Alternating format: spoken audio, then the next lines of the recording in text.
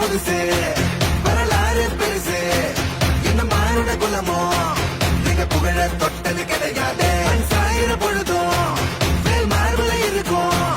என்ன எதிரி வாழும் எங்க முதுக பார்த்தது கிடையாது 1000 கை உன்னை சரிக்கும் உன் மனச தூக்கி நிறுத்து உன்னை வீசிட பாக்குற எவனோ வெட்டி விழணும் வழியே கொடுத்து எல்லாமே கொடுத்து வசத்துற பூமி